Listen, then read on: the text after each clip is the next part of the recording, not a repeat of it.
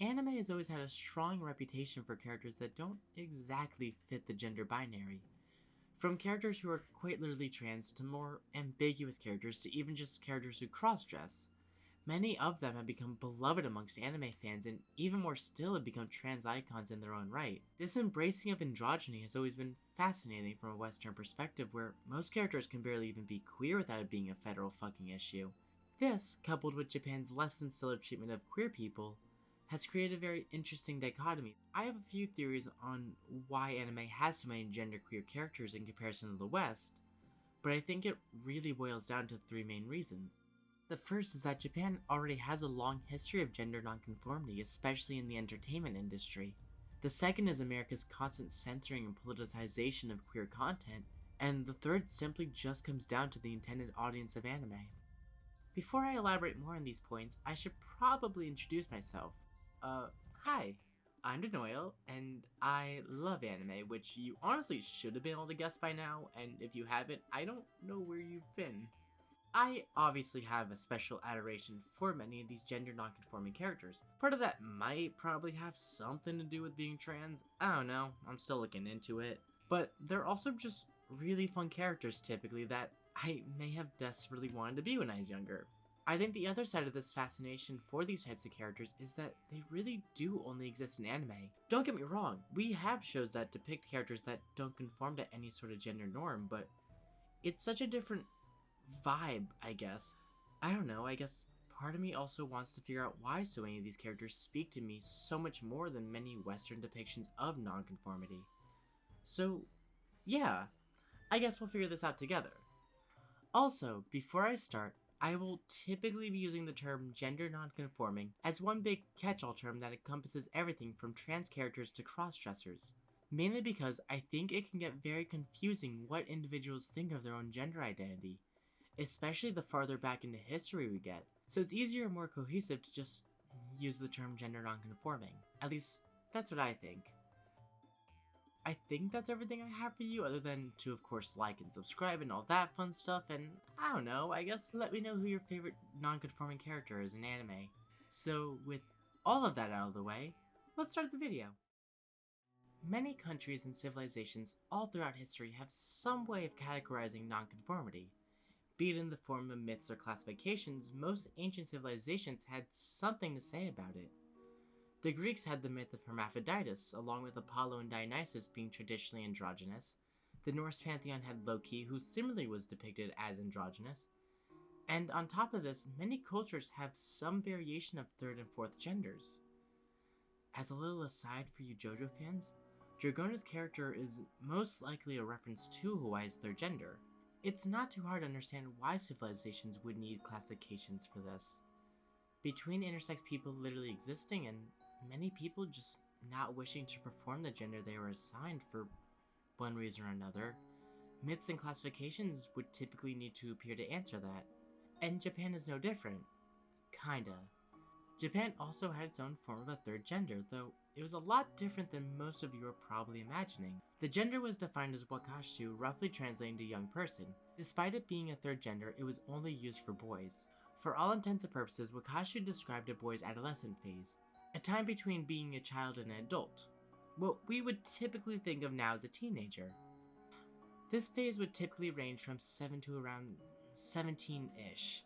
However, those numbers were merely suggestions, as a boy and his family were free to define for themselves how long the period should actually last. Some wakashu delayed becoming an adult until their early 20s, while others still stayed in that phase for most of their life. Every male was expected to go through a wakashu phase, with its ending being marked by a ceremony labeled Genpuku. Now, everything I just described to you just sounds like another way to describe puberty, and yeah, that's also what I thought. But much like most genders, there were specific rules, regulations, and duties that wakashu were supposed to perform. Wakashu were expected to wear colorful long-sleeved kimonos, similar to unmarried women. Their hair was supposed to be styled in a very specific way. They would have to shave the top of their crown and wear long forelocks at the sides of their head. Once they left the wakashu phase, they would be forced to shave their forelocks, which would make them look a lot more like adult men.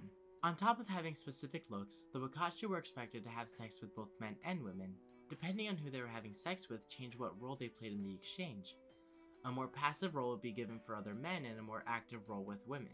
On top of all of this, wakashu weren't allowed to have sex with each other, and once they became an adult, they weren't allowed to have sex with other adult men. Historically speaking, wakashu would also have a more prominent adult male partner who would act as their mentor, in a practice very similar to the Greek pederasty, which nowadays is incredibly gross and kinda creepy, but something different times or whatever. This act was called shudo, and it acted as a way for the wakashu to learn more about the world. As I mentioned earlier, this all just sounds like another word for puberty, and I would be inclined to agree with you. However, these wakashu were expected to blend masculinity and femininity to appeal to both sexes, and along with this, they kind of had a choice on when they could leave the wakashu phase. All of this adds to a very interesting time where young men can act as feminine as possible without the societal norms that either gender had to contend with. It's all very interesting. Around this time, kabuki theater would rise in prominence.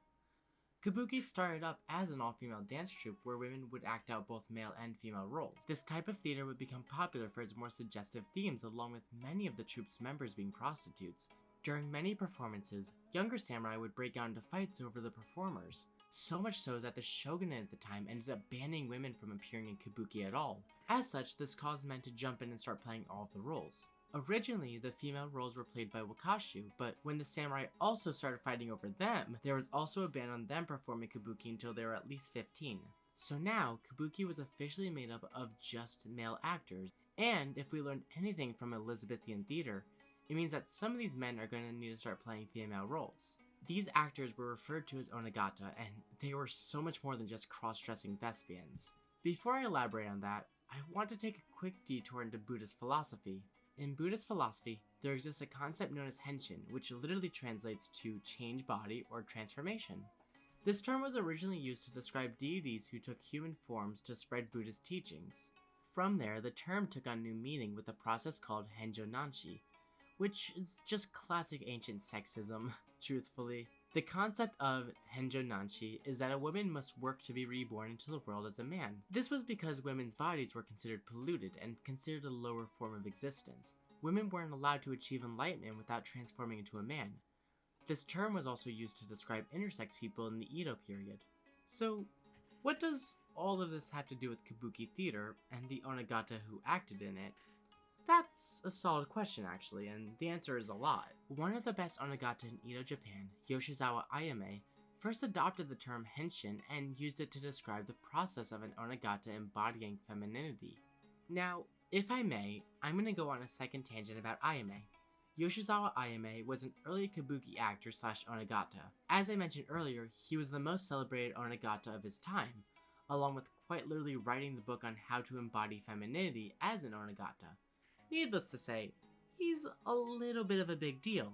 He would take the concept of Henshin and adopt it for kabuki, and specifically his theory on how Onnagata should present themselves. Ayame taught Onnagata to not just impersonate women, but to become them. He truly believed that Onnagata shouldn't be a man acting as a woman in the role. Instead, they should be a man who is a woman acting in the role. A very small yet distinct difference. Ayame also believed that Onnagata should perform femininity in their daily life. He believed and embodied this so much that his fellow actors basically treated him as a woman. During his time as an actor, the Onnagata were also given unspoken approval to bathe in women's public bathhouses. This is all to say that, with the exception of literally changing their pronouns, these actors lived most of their life as a woman. And I don't know about you, but that sounds pretty fucking trans to me. Between this and the androgyny of the wakashu, it seems like gender nonconformity really wasn't an issue in Japan. Granted, it should be noted that both of these practices came with inherently sexual motives, and as such, there's always a sort of perverse flavor already attached to these stories of nonconformity. The Onnagata and wakashu were expected first and foremost to please customers and primarily worked in the red light district, but at the same time, they were also very important to Japanese culture. So what changed? Well, like everything else in history, that change came bearing an American flag and a giant cross. For those of you who don't know, up until around 1853, Japan was largely isolationist. No one was allowed in or out of Japan without the shogun's permission, so Japan didn't really take in much Western influence. That is until Matthew Perry showed up with giant fuck-off boats and threatened Japan to open its borders, as one does. This all sparked Japan's Meiji Restoration. To make a very long story short, Japan was told by America that they weren't allowed to sit at the cool kids table with all the other developed nations. Instead, they had to sit with the other third world countries, which Japan didn't really enjoy. So, Japan proceeded to take steps to make them look more appealing to the cool kids, changing up their makeup, burying their cool, interesting yokai in the supernatural because they were embarrassed by it, and adopting many Christian ethics and morals. All stuff that would make America go, yeah, okay, you can sit at the cool kids table now. This also caused Japan to adopt a lot of Western beliefs. Japan even redid their constitution to look very similar to America's. Through this rapid modernization came the rigid enforcement of gender norms. Obviously, Japan didn't have the best track record when it came to treating women well, but also most developed nations didn't have a good track record of treating women well. That was just kind of a thing that they forgot to develop. Oops. But at least in Japan, gender was a little more fluid. Well, not anymore. Originally, your role in society came from your class, so honestly, cross-dressing and all that wasn't as important because it wasn't causing you to move up and down the social ladder. But with the Meiji Restoration came the abolishment of a class-based system, and something needed to replace it because how are we going to put other people down, you know? That something ended up being gender, and we can't have you moving up and down the social ladder all willy-nilly, so Japan came to ban cross-dressing as a whole. Men were expected to have their hair short and to wear Western clothing, to the point where if they didn't, they were fined, and women similarly were forbidden from cutting their hair short. All of this to say, man, it was an awful time to be trans in Japan. Even the Onnagata were only allowed to perform femininity on stage and were forbidden everywhere else. The Wakashu also basically ceased to exist as a third gender, since the two factors that defined them became heavily restricted. They couldn't have their hair long and they weren't allowed to wear a kimono. This, along with a much more defined age range, meant that Wakashu essentially ceased to be. So that's it? That's the end of our story? America came in, defined strict gender norms and left? Well, no, our story doesn't end there. Because as all of this is happening, another pillar of gender nonconformity erected itself in 1913. This time, to allow women to have their fun instead of men. This was of course the Takarazuka Revue, Kabuki theater's better half. The Takarazuka Revue is a theater where women play all the roles in a production. The actors of the Takarazuka Revue are given secondary genders when they join to act out for most of their time there. Their genders were decided by stuff like their body, height, and voice. The specific actors that played the male roles were referred to as otokoyaku. These actors are said to train and study how to act like a man on stage by focusing on the exact words they use along with the specific way they walk. These otokoyaku were encouraged to even study the actions of men off stage. This expectation is a little odd when you consider that their female counterparts, musumeyaku, were encouraged to do the exact opposite. Unlike the Kabuki's insistence that Onnagata performed femininity in their daily life, the otokoyaku were forbidden and pushed back from doing that. They weren't allowed to become a man, they were only allowed to briefly adopt masculinity. On top of this, since its founding, the Takarazuka Revue was constantly facing backlash for its role in masculinizing women. This pushback of the actors becoming male is incredibly interesting from an androgynous perspective. Where the Kabuki's Onnagata, along with trans men and women more broadly, their goal traditionally is to become the opposite gender, to be indistinguishable from their cis counterparts. On the other hand, the Takarazians were expected to blend the two genders together, forming a more androgynous feel, never really deleting their femininity, just adding in some masculine elements. Words like chusei, which translates to neutral, were used to describe otokoyaku and non-conforming women as a whole. This term was primarily used to bury these women's sexualities and make them appear more childish, as it was easier for the general public to think of these women as asexual. By the way, if you want to learn more about the Takarazuka Revue, its history, and what it has to say on androgyny, I have a link down below that sends you to a paper all about it. I think it's a really good read, especially if this stuff interests you, and honestly it was a massive help in the creation of this video. Also in my opinion, its section talking about how lesbian women were treated in Japan was very interesting, especially in regards to the yuri genre, and I might even dive into that more another day. Either way, go read it, it's very interesting. Where was I? Oh right, despite Japan's heavier constrictions around cross-dressing and the very unique struggles of being a woman in Japan, we see once again a very popular space open up where nonconformity can thrive, this time with much less perversion associated around it. With this, we come back to the question at the beginning of the video. Why does Japan have so many non-conforming characters in its media, when its actual laws on the same subjects are severely lacking? I think the answer should be pretty obvious by now. It seems to me at least like most of Japan's problems with cross-dressing and non-conformity as a whole come from its adoption of Western beliefs that by all accounts, it doesn't authentically believe. The disapproval of gender nonconformity isn't one that appeared from a deeply held moral belief that it's wrong like in the West. It's a belief that really only grew out of convenience.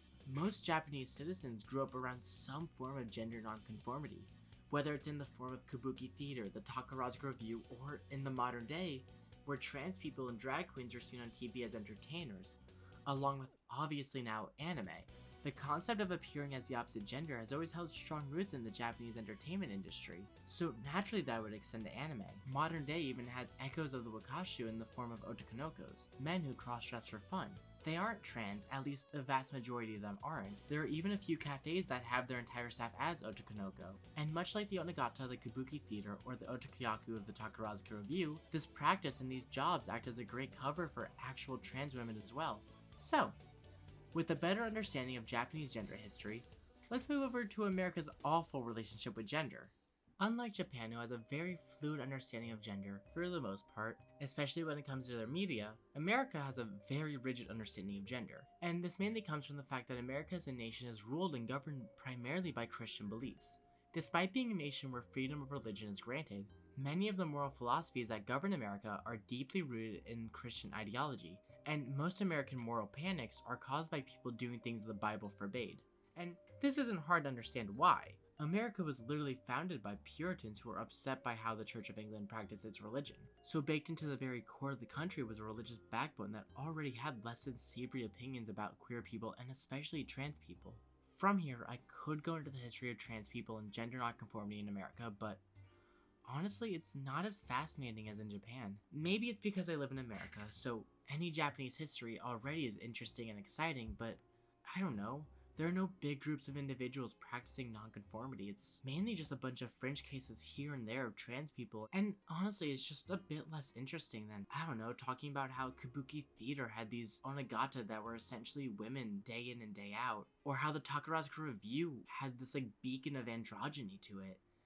Yeah, we have people like David Bowie and Prince, but once again, these are fringe cases more than anything, which is inherently less interesting to me, I guess.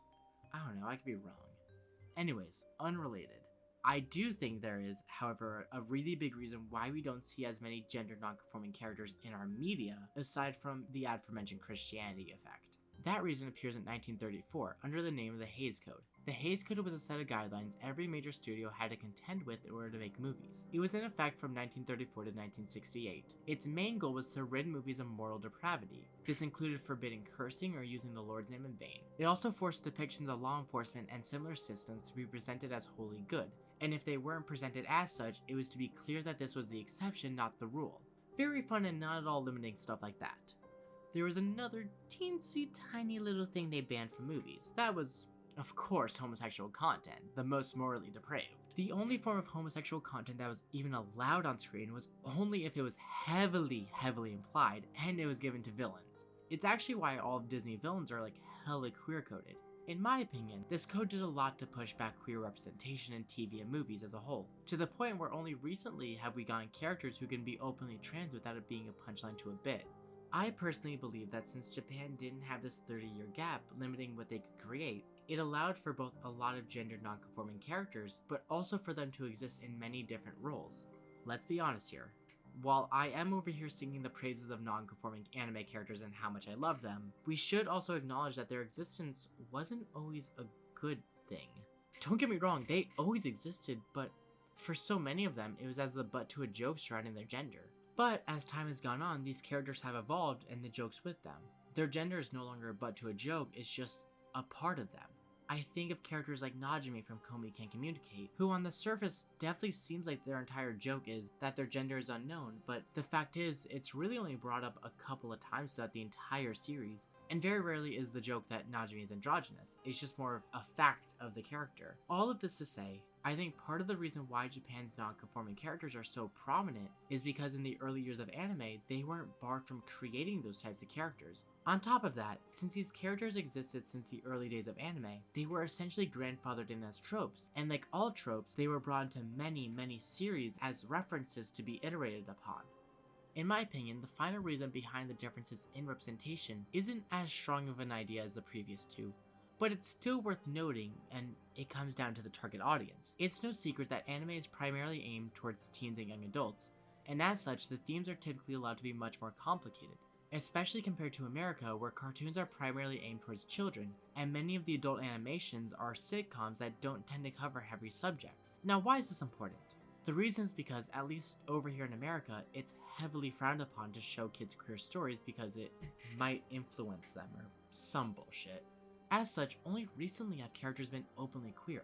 Well, technically that's not completely true, as trans characters have appeared in many adult animated shows much earlier. And while I don't want to discredit that, it's still worth noting that only recently have we gotten trans characters in shows dedicated to a younger audience. All this to say, part of the reason why anime is allowed to get away with more non-conforming characters is because there's much less concern for the children.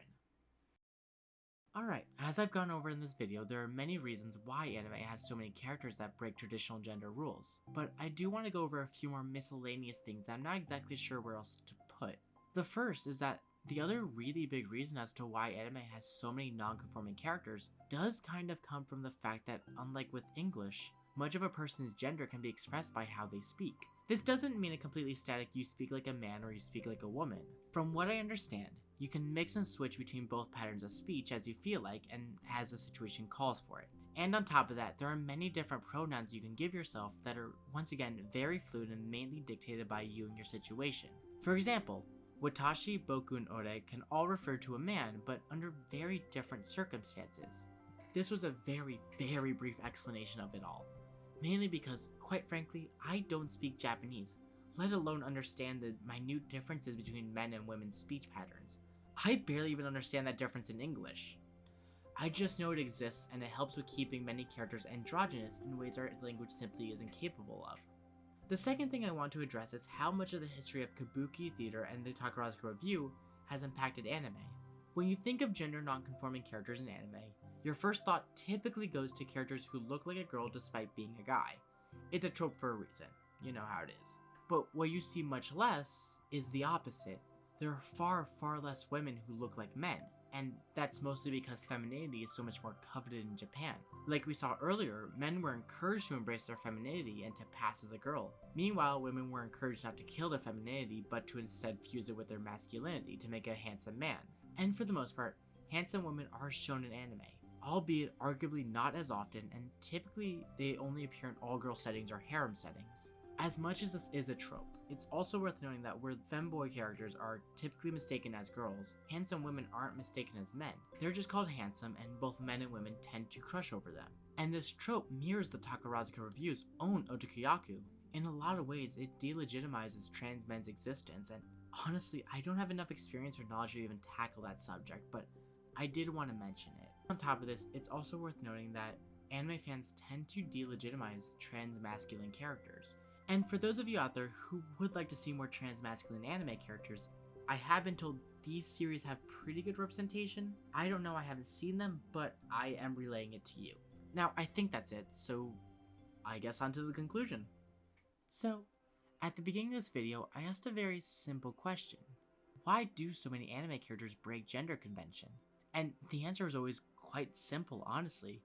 It really did boil down to the fact that Japan has always had a long history of gender nonconformity in their entertainment, dating all the way back to the Edo period. So it was a very natural extension that characters like that would show up in anime. On top of that, because so many characters that were nonconforming showed up so early on in anime's history, it caused many of them to pave the way for tropes surrounding gender nonconforming characters in the future, thus cementing their existence in the media.